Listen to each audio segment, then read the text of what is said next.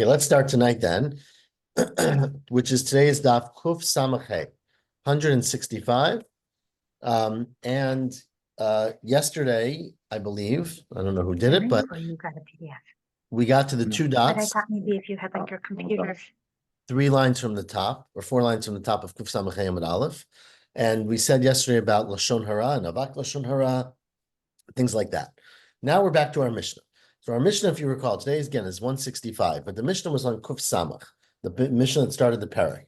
And this Kuf Samach, yeah. And the parak is called Get Pashut, because we talked about get does not mean a get for a woman, it means a shtar, right? A document, which could include a get for a woman.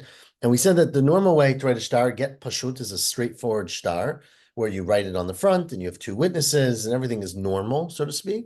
Pashut is simple, maybe.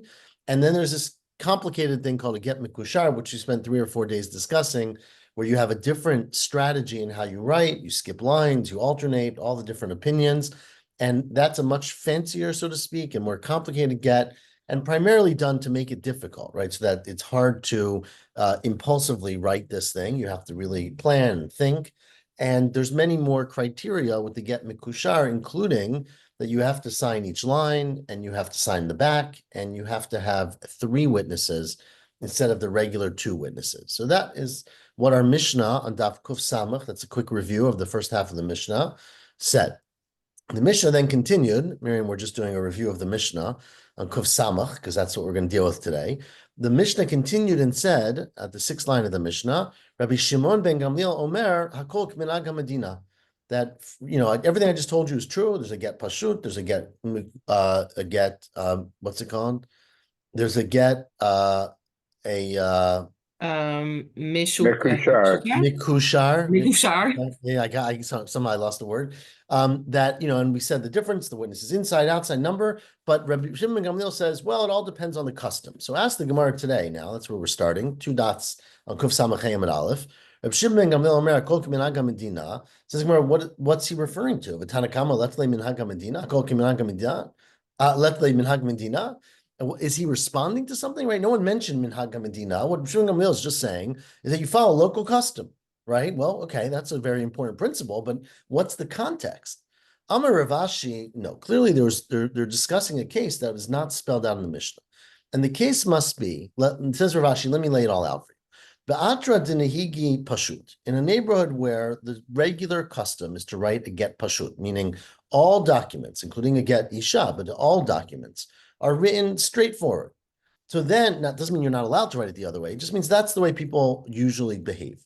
And Amarle, and the guy goes to a sofer and he says, look, I'll pay you, I want to hire you. Avidli pashut, make me a get pashut. Okay. The azal avadle mikushar. And he goes and he makes a get mikushar. So says Rav Ashi, clearly, kpeda. Clearly you can say, it's not what I wanted. I reject this delivery, right?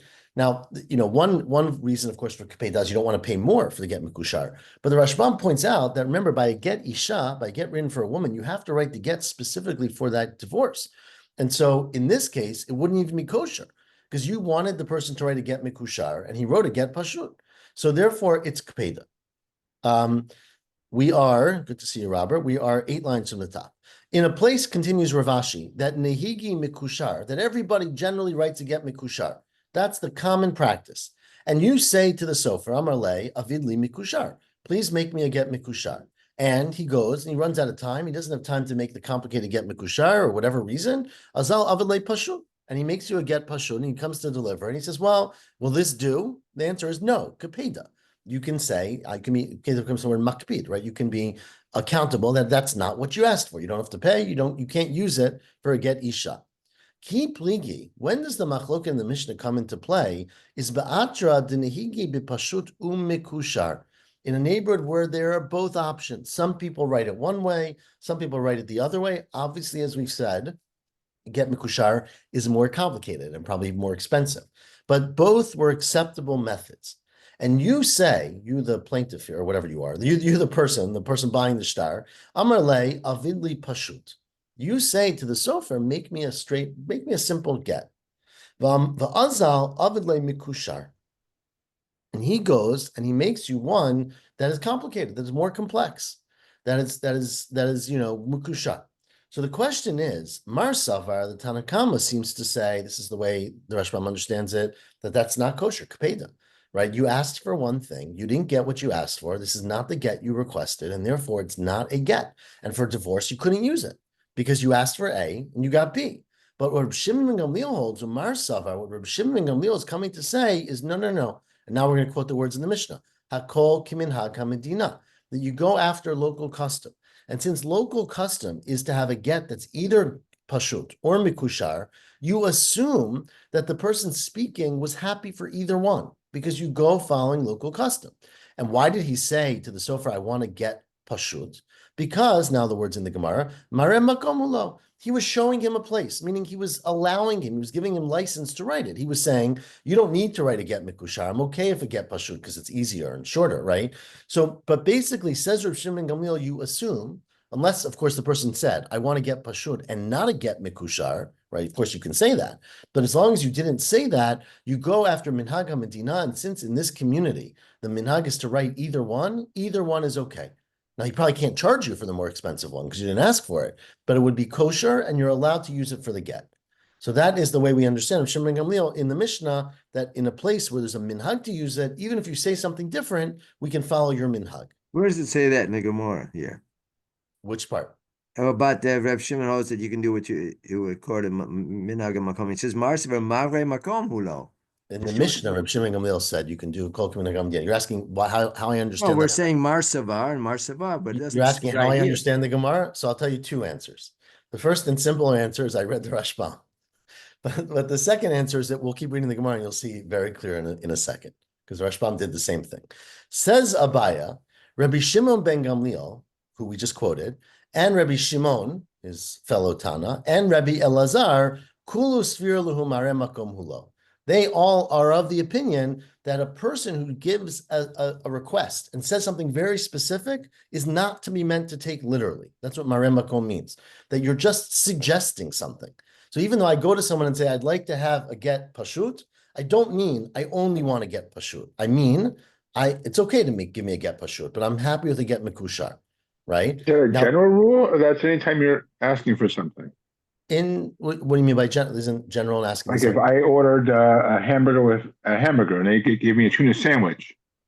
So, right. So it's a really good question. So, I mean, your question is when Abaya says they all say the same thing, which is what Abaya just said, and we're going to quote all three, don't worry, is do they all agree with each other? And what we usually understand, and I think that would be the case here, is that Abaya is pointing out that they're all sort of relying on the same legal understanding, but they don't necessarily agree with each other, meaning like your example, there are some circumstances in which, although a person says, I want X, you understand it to mean I want X, I prefer X, or I'm okay with X, but not I want X. Now, whether that would be the case in everyone, where everyone would agree with everyone else is not necessarily true. So in your example, I don't know.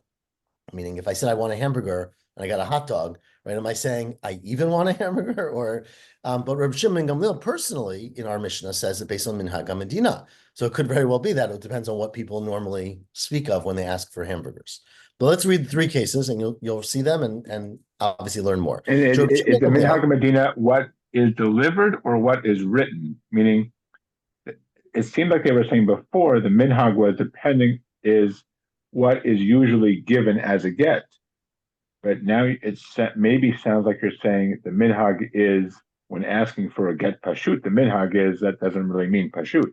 No. I don't mean the second. I mean the first one. That generally people, when they ask to write a get, again, any get, this is the way it is. This is how they deliver things. They give either one. So meaning some people do, in this Medina, they do both. And so this person asked specifically for one, but we, according to Shimon ben Gamliel, don't assume he means it explicitly or exclusively, I should say. Anyways, the first one is Reb Shimon ben Gamliel, which is how I know, back to your point, Ken, in the earlier Gemara, that Reb Shimon ben Gamliel is the one who says, Mare makom hulo, right? Because the Gemara says it here. So our bias says it at least. The first one is Rabbi Shimon ben Gamliel, Hadam Maran. This is what we just quoted. Rabbi Shimon, what's Rabbi Shimon? So this is going to bring us back to a Mishnah that you were going to recall from Masechet Kiddushin. It's not. The Mishnah Masechet Kiddushin had a discussion about a woman, who says to a man, I want you to accept Kiddushin for me. I'm ready to get married. If the guy gives you $100, right, or gives you a gold ring, or so let's say silver ring, I will accept it as Kiddushin. okay? And the shliach goes and he accepts something different than what she said she would accept.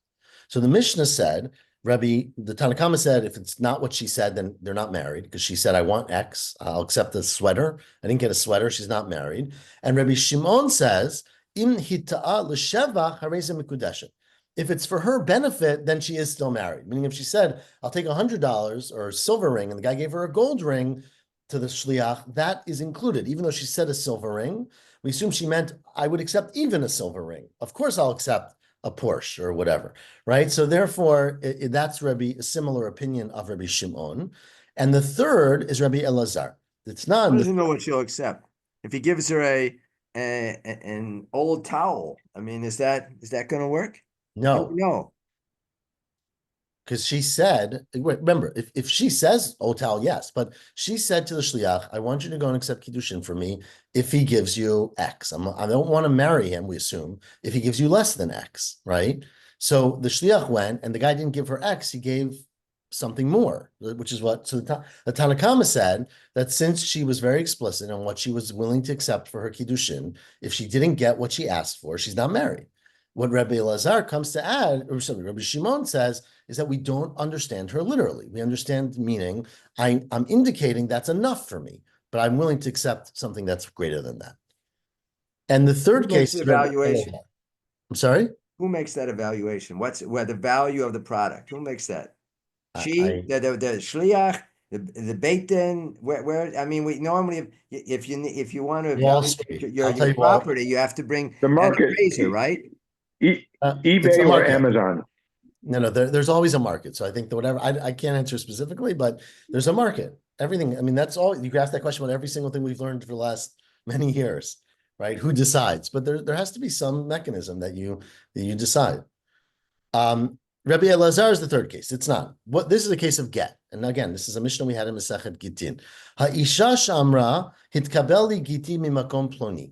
A woman says to a guy, I'm willing for you to go accept my get. You can go to Boston and pick up a get for me. And the shliach, instead of going to Boston, or he goes to Boston, the soon-to-be ex-husband maybe is not in Boston, but he keeps traveling and he gets to, it's north of Boston. Is Boston where the world ends? I don't know, it's something. Go to Bangor. Go to Bangor. He goes to Maine. Okay. So that's a major city north of Boston. I'm just teasing. Okay. So he goes to Maine and he finds the guy, the soon-to-be ex-husband, and he accepts the get from him there. So the woman never asked him to go that far, right? And she would have not, that's a huge tircha, right? She wouldn't have asked him to keep going. So what happens in that case? Let's read the Mishnah. She says to shliach, you can go and accept my get from, again, I'll use Boston, but from a place. And he goes further and he accepts the get in somewhere else. Pasul. That's a get pasul according to the Tanna Kama. Why? Because maybe the Rashbam explains, and we learned this in Gittin, that maybe she doesn't want people in that other place to know that she's getting divorced, right? Maybe she lives there, maybe her family lives there, and she doesn't want it to be a thing that happens in that place. So she doesn't accept it. But it says Rabbi Elazar, no, he's machshir. He says it's okay. Because the only reason, again, we discussed this all in Gittin, the only reason he didn't want to say to the shliach, go to Maine, is because it's really hard to go to Maine.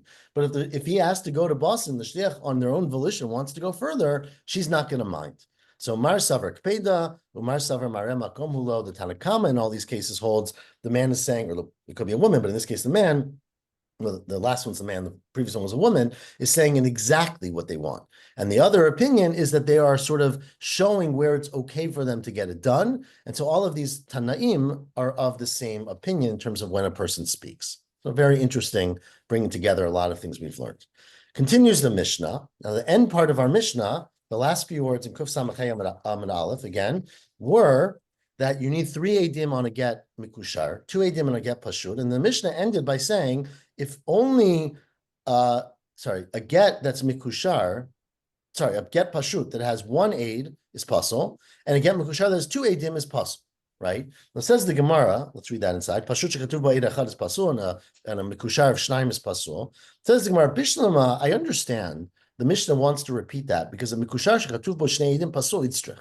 That there's an addition to saying that a get mekushar there's 2 edim is not kosher. I would have thought, ba'alma kasher, that in general, of course, right, two people is all you need to sign on any document.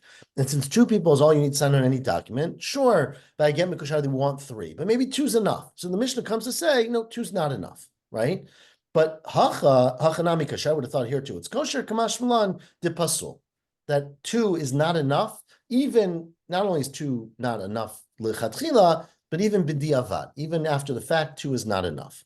Ella, says the Gemara 6 lines on the bottom, why does the Mishnah continue and say, it's really the first words, Pashut shekatuv bo eid echad is pasul pshita? Of course. Where in the world have you ever met a shtar or a document where you can write one aid and say it's kosher, right? So the Mishnah said you need to have two eidim, and then it repeats. And if you only had one, it's pasul. Says Gemara, that does not seem to be a good use of Mishnah, right? It's pasha.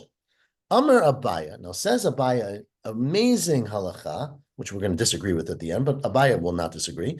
Lo nitzurcha, the reason for our Mishnah is to tell you a halacha that I am very partial to, which is that afilu eid echad bichtav, the eid echad bepeh. Let's say you have a document that says that Reuven borrowed $100 from Shimon, right? And signed at the bottom is one witness, right? So that's not worth anything. One witness doesn't mean anything. But you have a second witness who says, I saw it happen, right?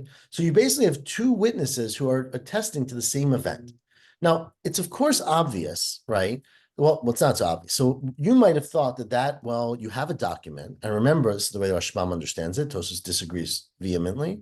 But the Rashbam understands that you might have thought that, look, I've got a document that says I borrowed this money. And remember, the whole point of a document is that it establishes a kol, it establishes a general knowledge that everybody knows that Reuven borrowed money from Shimon, which means that if subsequent to borrowing that money, Reuven sells a house or sells a field, that sale is contingent on his paying back his loan to Shimon. And if he doesn't, Shimon can come and collect it from the person who bought it, what we call the lekuchot, the one who bought it, right? So that is established by having a shtar.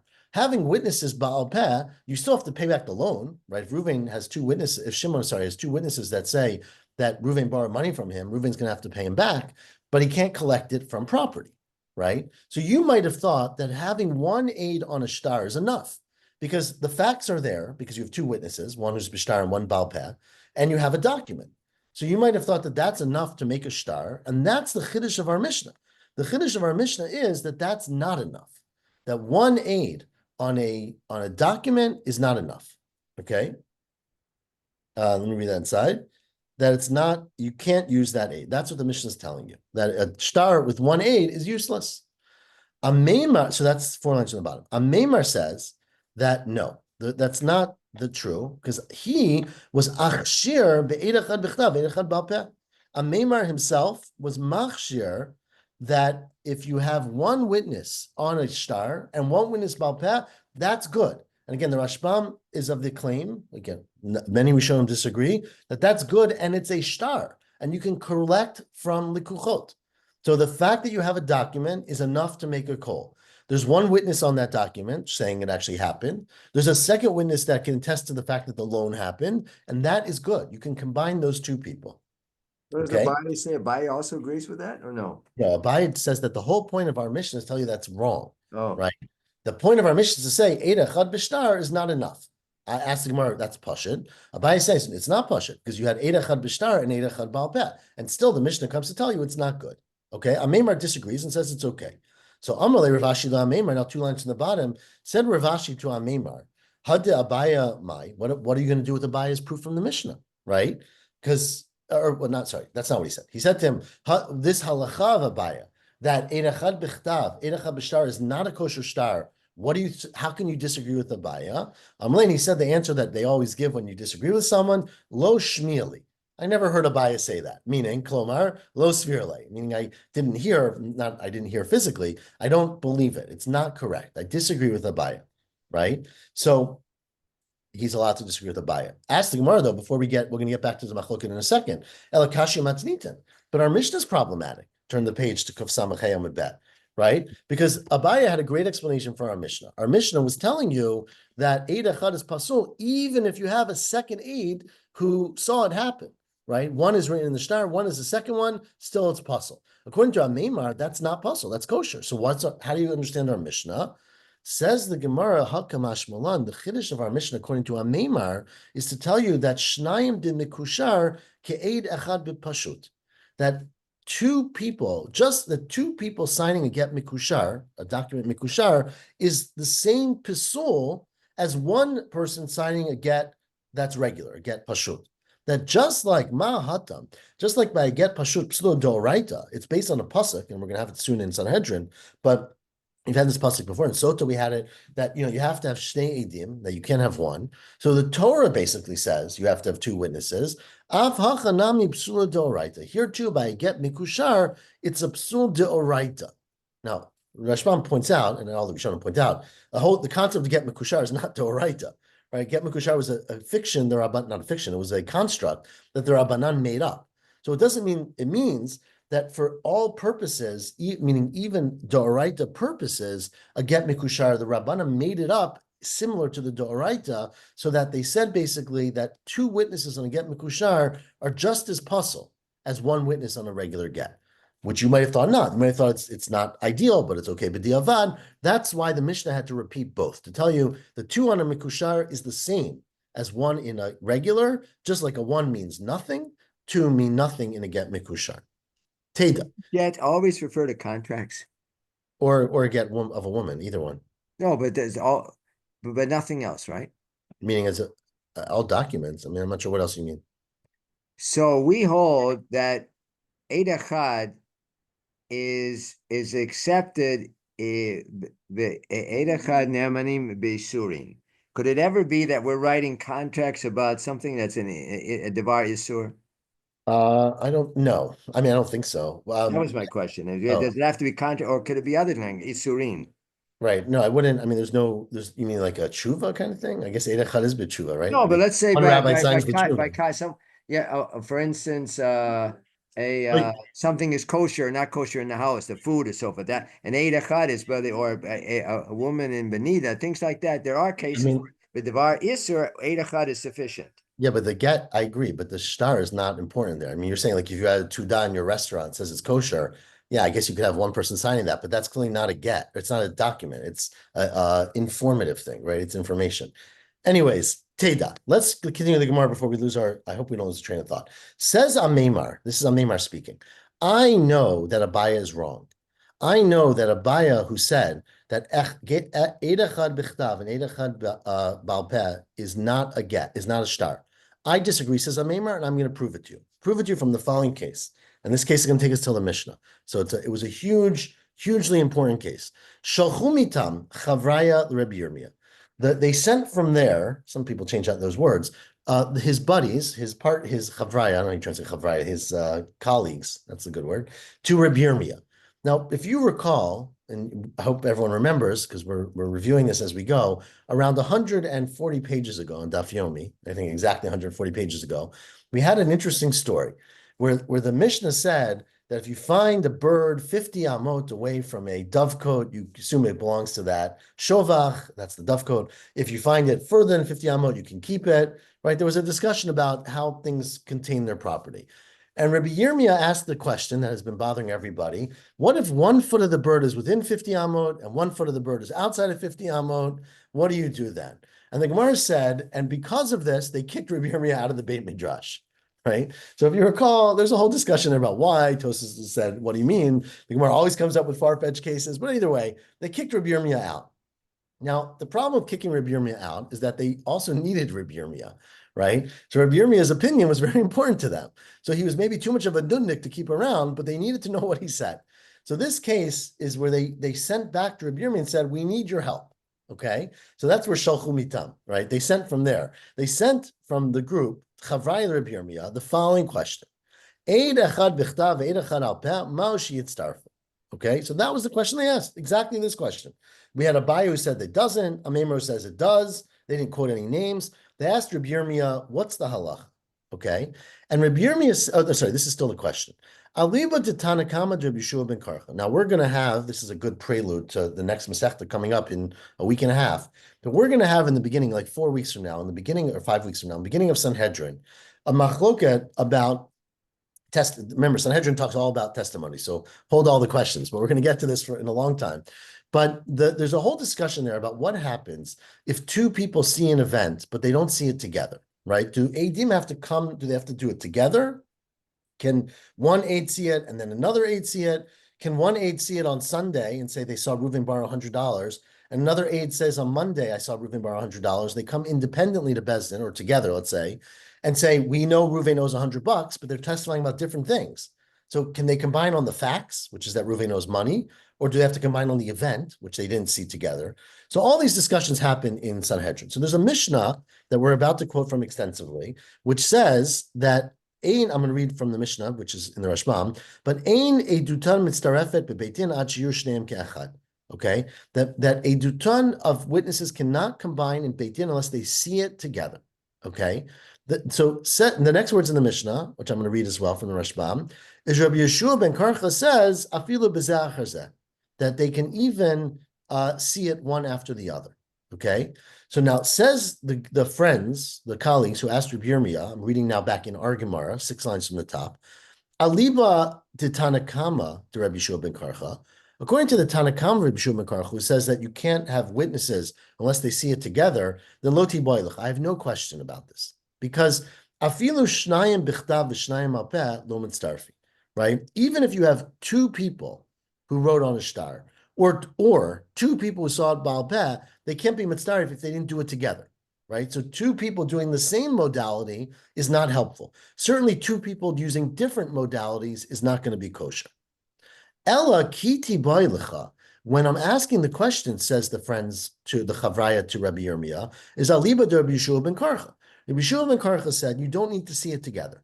So if you don't need to see it together, if they wrote stars on different days, let's say, or saw it on different days or different moments, shnayim bichdav or shnayim al peh, they would be okay. But maybe it's only because it's the same modality. Maybe it's shnayim bichdav or shnayim al peh hudim mitzdarfi. They can be mitzdaref because they both saw it or they're both using the same mechanism to document it. Aval eid echad bichdav eid echad al peh lo mitzdarfina. Or maybe, though, if one is in one modality, one is the other, Rabbi Shimon Karcha says they can't combine. O Dilma, or maybe Lo Shna, or maybe there's no difference. And if you paskin like Rabbi Shimon ben Karcha, that the witnesses don't need to be together in the exact same act, maybe it's enough to have Ein Echad B'Shtar, Ein Echad Al Peh. Okay? So that was the question they asked Rabbi Yirmiyah. And Shalach Lahu, and Rabbi Yirmiyah wrote back to them, and he said, Ani Eini kedai shishalachtam li. I don't know anything. I don't know why you're asking me questions. I'm just a regular guy. I'm not kedai for you to ask me.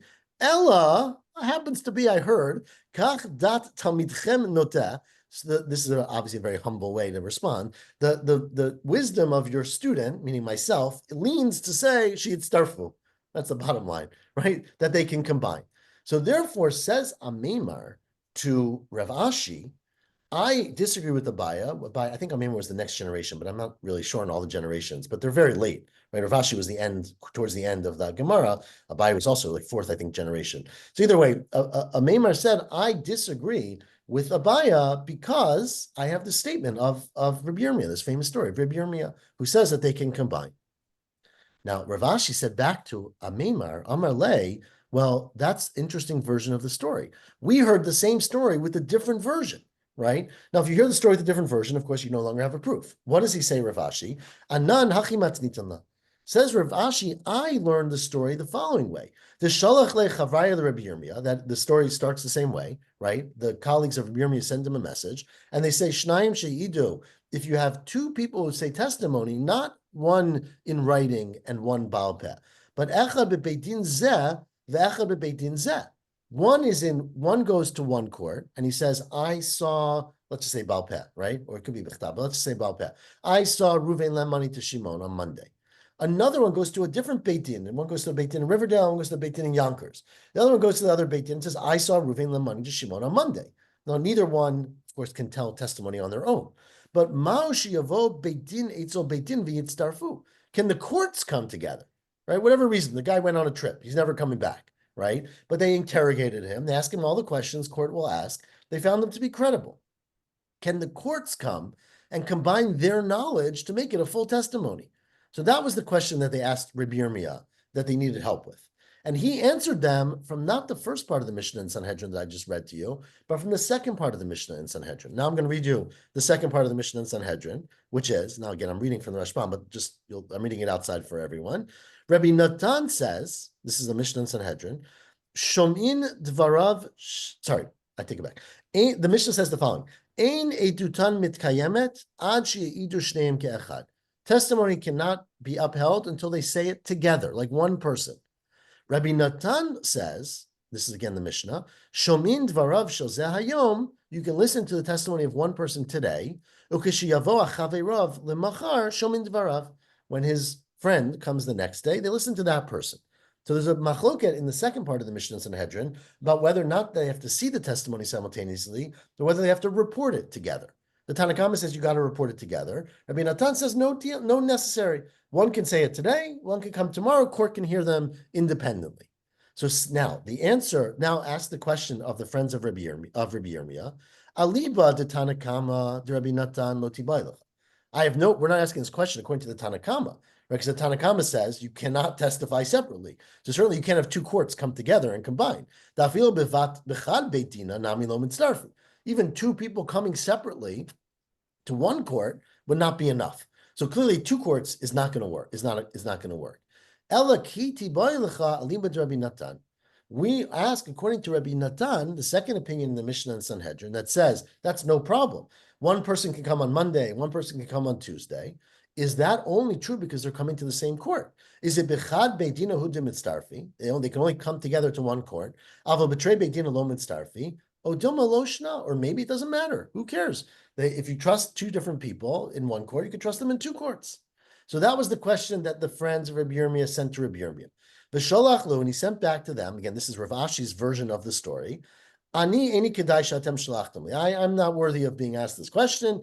Ella, since you asked, kach dat talmidchem noteh. It seems likely to me sheyitztarfu, that they can combine. So the answer was the same answer, but the question was a different question. So if you have Rav Ashi's version, this doesn't prove anything about a Meimar and Abaya. He was asking about a whole different question, not about the question of Echad Bichtav and Echad Baal Peh. Now, while we're on the topic, says the Gemara, there's a third version of the story. So, whenever you have a really good story, everyone tells it, the best way, right? So we've got a whole nother version of the story. And that we're saying in this case, the two Batei Dinim, but were the people Baal Peh, were they Baal or Bechtav? It does not matter. So I said the case is easier if it's Baal Peh, but I'm not sure if it matters. But let's just say Baal Peh because that's easier. So there's a third version now. I hope everyone has the place. I don't know exactly how to give context because it's in the middle of nowhere. But there's an aleph from the Ein Mishpat on the first word on the line. So maybe that's a good context. And it is the seventh to last narrow line, or sixth to last narrow line. Mar bar Chia. Now, Mar the son of Chia, again, this is very late Amoraim, as you can recognize, right? Chia was late. His son obviously was even later. So Mar bar Chia said that Hachi Sholchule, the story was very different. Again, it's whenever you have such a big, famous story, you get a lot of versions of it. But this was the story. The question was, Shnayim She'idu Bebitin Zeh. Let's say you have two people go and testify in one court. Two people, not one person. And Chazru Ve'idu Bebitin Zeh. Right? And then they go to a different court to testify. So basically, they tell over their testimony in two different courts, okay? And the question is, whatever reason, we didn't document what they said. So can you have one judge from one court go and basically tell over what was said in the other court, right? So if you have Shnayim She'idu B'Beitin Zeh, not one, as the previous case, and then they're Chazru V'Yidu B'Beitin Zeh, Ma'al Shi'o Echad Mikol Beitin V'Yitztarfu. Can different judges from the courts come by and combine them together? So again, in this case, we have the opposite question, because Aliba de Rabbi Natan, according to Rabbi Natan, remember the second opinion in the Mishnah and Sanhedrin, Lo Tibaylecha, there's no question, because if one came and then another came the next day, you for sure can combine. So Hashte Edim Mitztarfinan, we combine two individuals to make a full testimony. So certainly court judges we can combine. Dynami bay, we don't have any question about combining judges. Elakiti bailach, the question is Aliba de Tanna Kama de Rabbi Natan. According to the Tanna Kama of the Mishnah of Rabbi Natan, who says that an aid who comes on Monday, another one on Tuesday are not combinable. Maybe it's Eidim hu delo mitztarfinan, aval daini mitztarfinan, odem aloshna. Is it witnesses that can't combine, but the judges could? But maybe it's no difference. Maybe it all has to happen at one time, the judges, the witnesses, and we don't know the answer. So that was the question they asked Rabbi Yirmiyah. And Shalach Lahu, in this third version. Didn't we ask earlier if the courts could combine? Wasn't that Right, the case we asked about the courts, remember, was where one witness went to one court, one witness went to another court. So that case, we had the opposite. We said for sure, according to the Tanna Kama, it wouldn't be good because you can't have witnesses split up. But the question was, what about according to Rabbi Natan? Here, it's the case is two witnesses went to one court, two witnesses went to another court. So you have two witnesses in each court, but they never executed the judgment. And so now you need to have a beit din and everyone scattered, right? There was a war and they all ran away. So now the judges want to come together, but you don't have three judges from each court. You have two from one court and one from the other. Can they combine? So that was the question, the opposite way. Basically. Where are we saying we have three judges? Where are we saying that? I said that, but that's a beit din. I mean, that's a question of beit din. No, I understand that, but if we're asking if the two courts combine, we assume there are three judges that are coming from one court and three judges from the other. Why would you need them to combine if you have in each independent one? Well, then you don't need them to combine. So what's the question then? The question is, you don't have three in each court. They scatter. So can you take two from one court and one from another court? Or I guess that's the only numbers. But wasn't there a judgment already made? I mean, if you had two witnesses come, you had three judges in the court. Why they didn't judge? What'd they do then? So they didn't finish the court case. Let's say they didn't submit the final result until they had to scatter because, like I said, war. Let's say, and they want to come back together and finish the case, but you don't have the same three judges. Two of them are not around. So can you take someone who has the same testimony from a different court and combine them? So that's the case. We are at the first wide line, the fifth word, shalach lahu. So again, the same language. He sent back to them, and we make it shorter here, right? Ani eni kedai shatem shalachtem li. Elakach. I guess it's all the same words, right? Ani eni kedai shatem shalachtem li. It is the same words. I am not worthy of this. I don't know why you sent it to me, but kach dat talmidchem noteh sheyitztarfu. It seems likely that they can combine. So that was the third version. Ravina has a fourth version. Ravina Amar, second wide line.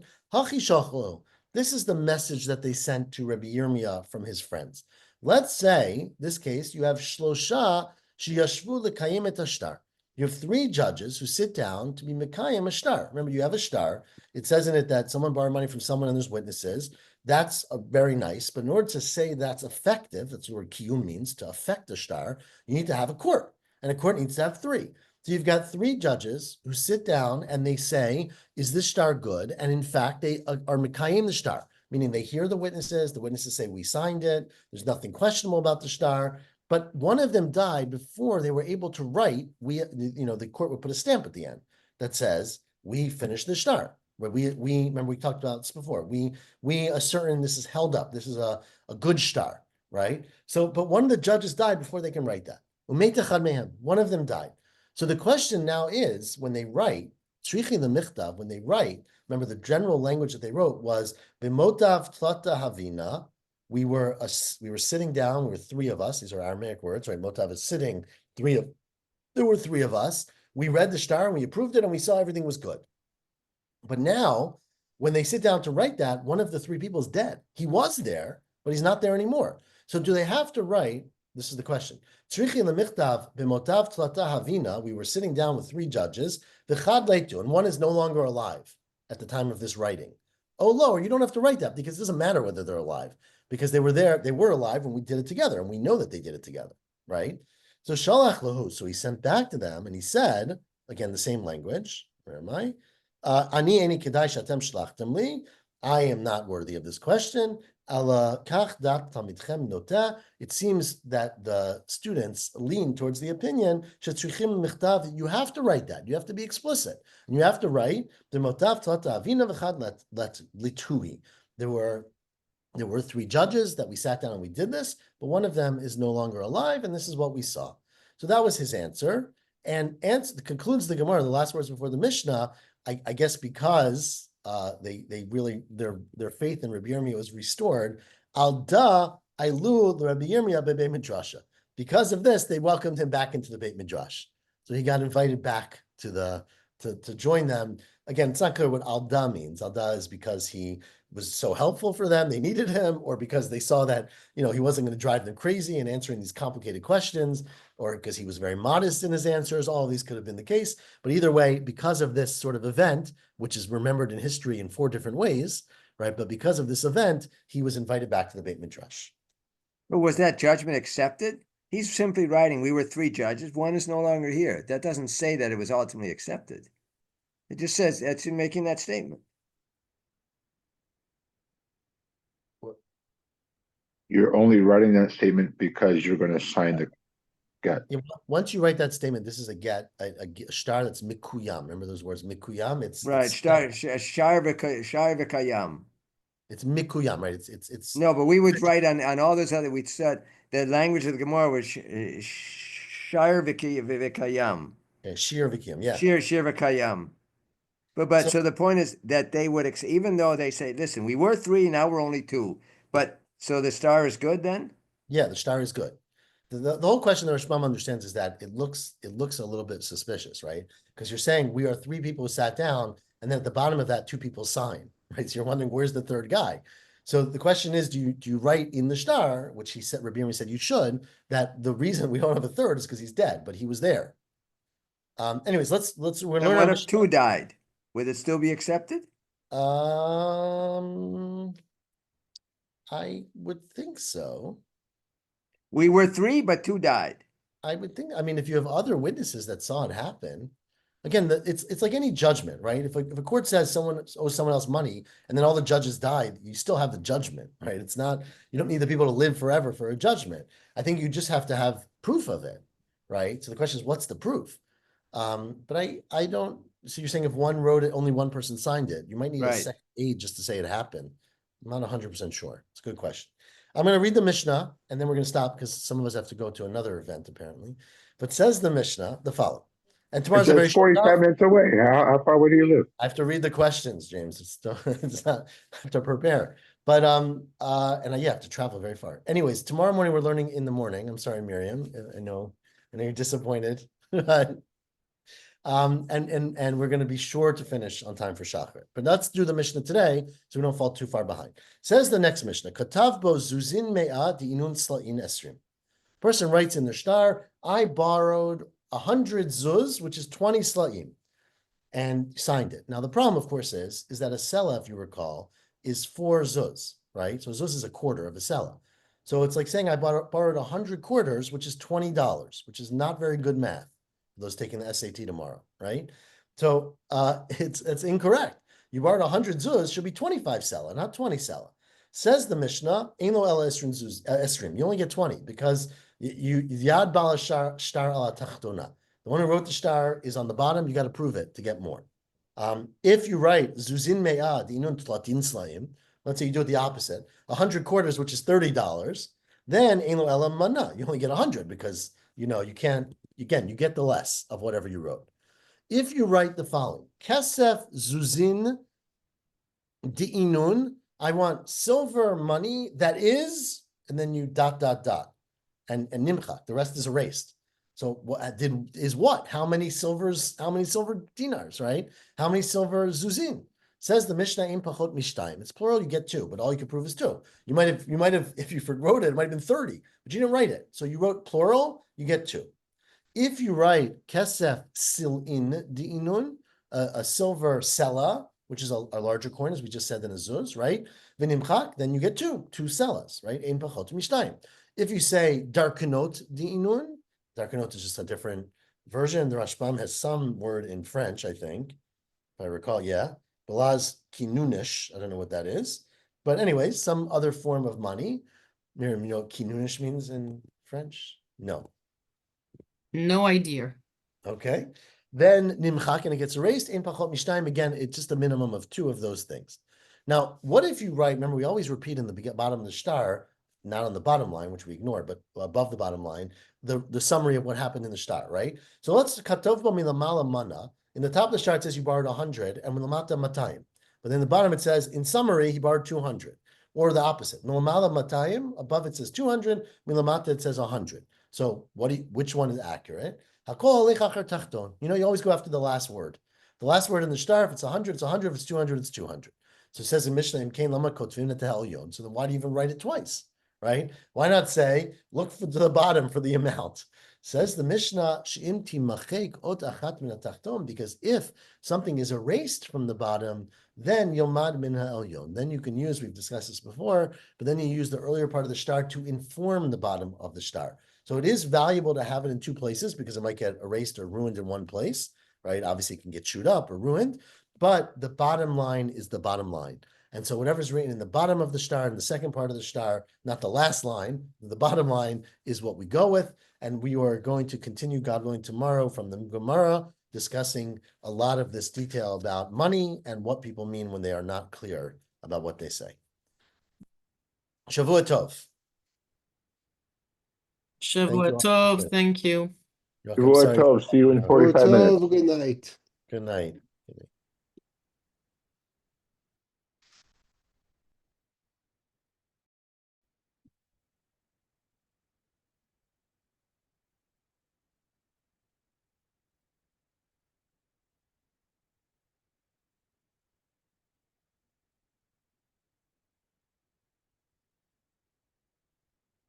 Father, you want to have your supper?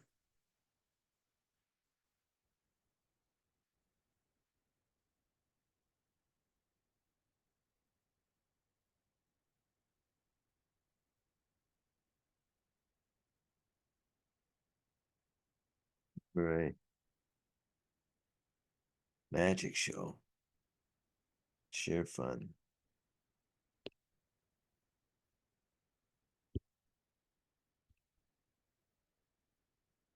Toddler music class. Actions.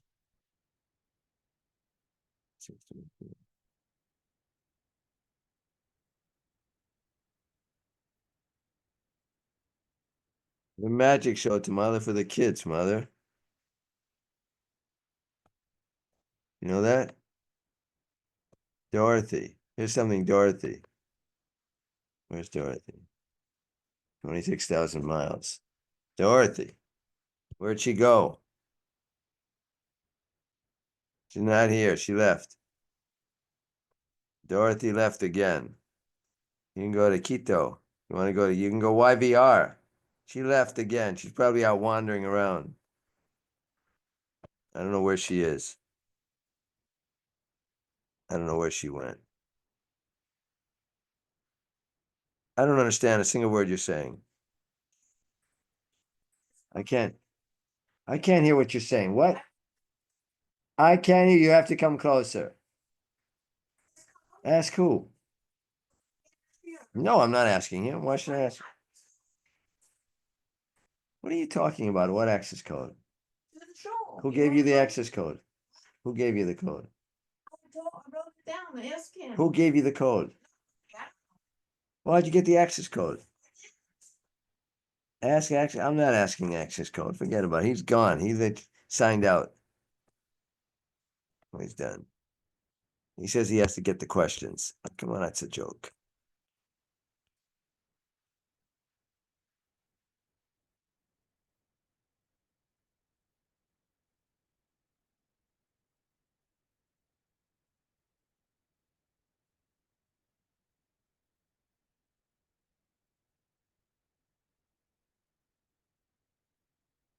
I don't know. They didn't. He says he has to get he has to prepare. I don't know what he's doing. Listen, I don't think it's it. I didn't have anyone to talk to. I don't think it's.